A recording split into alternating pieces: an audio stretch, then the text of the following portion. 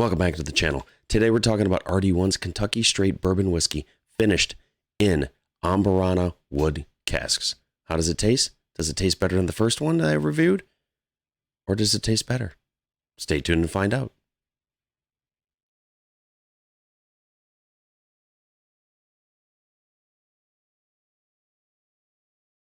Welcome back to the channel. Like I said, we're talking today about RD1's Kentucky Straight Bourbon finished in Amburana casks. Again, sorry about my voice. You have a 10-year-old, 5th grade. This is what you get. I had a little bit out of this. I've had this for about 3 weeks now.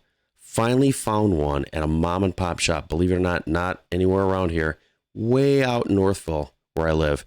And they wanted $70 for it. And I was like, all right, you know what? I've really wanted to try this. I've seen all the other versions, including the one I reviewed, but not this one. I was like, man, I mean, is it any good? Does it taste any good? I think the proof is 110 proof. Yep, 110 proof. And I was like, all right, you know, I'm going to pull the trigger. Got it home, had a little bit of it. Well, more than a little bit, and was pleasantly surprised. The back says, Kentucky Straight Bourbon Whiskey, finished in Brazilian Amburana wood. From the the roots and ashes of our past comes the rebirth of Lexington's first federal registered distillery, established in 1865. It's a distinction we honor and will protect, while ushering in a new era of soulful revival, dynamic curiosity, and alluring adventure. This Kentucky Straight Bourbon, the South American Amburana wood finishing, is the first step in our search for more. Hashtag bluegrass glory. So we know this was bourbon bottled in Stanford, Kentucky.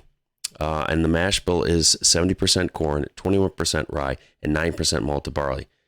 But the finishing in the casks from the Amburana, there's no time. It said finished enough time to make it taste the way it does. Is that 6 months, a year, 2 years, a month, a week? Don't know. So we got a little bit in the bottle. We got to look at history. Like I always say, what is the juice like inside? Let's get to our first nose. See, this has been out for about a half an hour, like I always do on my videos. Usually between 20 to 30 minutes. She's clinging, I mean, decently good. She's a light amber in color. But right off the nose, you get like a cinnamon roll with cream cheese frosting. It's sweet smelling. And it punches up with a caramel. Again, that cinnamon and with vanilla. A little bit of brown sugar pastry. It smells awesome. I'm not going to lie. Got it in the nose. Let's get into our first taste.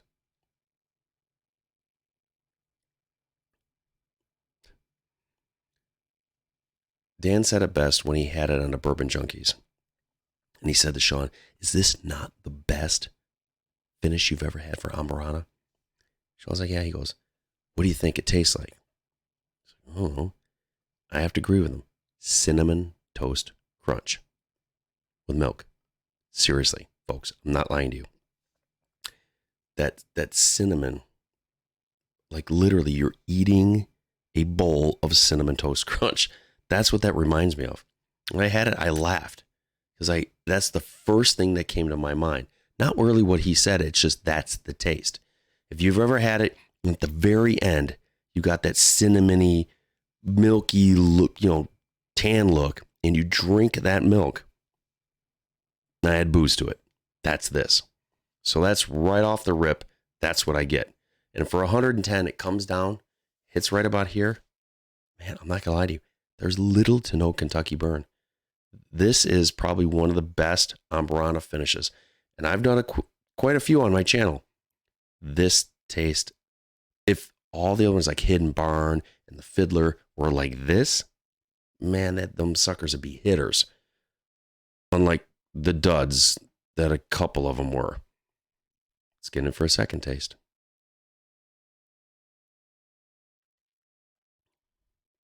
Now you get a little bit of clove, a little bit of nutmeg right there in the mid palate back. Like a hint of oak. It's not strong and overpowering. And a little bit of caramel on the back end. It's not, for 70 here in Michigan, I know the MSRP I've seen between 70 and 80. If you really want to get with a 4-year-old, as they say on their site, plus, that could be 4.1, 4 years, 1 month, 4 years and 6 months. Who knows? Is it worth $70 to $80? Be honest. No. If this was a $40 or $50 bottle, it'd be a heavy hitter all day in the paint. All day. This would be outstanding. I'd be like yelling at people, you need to go get this. But for 70 to 80, try before you buy. Again, we've talked before, and I was just watching a couple of videos earlier. That price is just, it's getting out of the reach of normal people. I mean, you got the Wild Turkey Generations that just came out at $450. Because that's because of Campari. And that's, if Campari's looking at it going, oh, the secondary market, they're getting $400 or $500 for our, Masters keeps. We need to bump it up. It's ridiculous. It's honestly ridiculous. People are, I can see it coming in 2024, 2025. There's going to be a backlash of people stopping buying their stuff, because it's so expensive. It's beyond expensive. You're going to see a lot more like 13th Colony, see a lot of these more like local distilleries like New Holland that are producing really good stuff. Green River, even though it got bought out by Bardstown, but still Green River, producing great stuff for half the price. Can't beat that. Again, my name is Brian. This is the Average Whiskey Drinker channel, sounding like a man that smoked 1,000 packs of cigarettes. Thank you for the rambling. Like I always say, find a bottle, open a bottle, enjoy that bottle. Because good whiskey, no matter what the price is nowadays, is always meant to be shared. Thank you. Comment below if you would, like, and let me know if you had these or any of the other ones, what you thought. And subscribe, please. That's how we're kind of building this little tiny thing going, because if it wasn't for you all out there, I'd just be one guy flapping his gums here doing what I'm doing. So I appreciate, again, every single one of you. Thank you so much.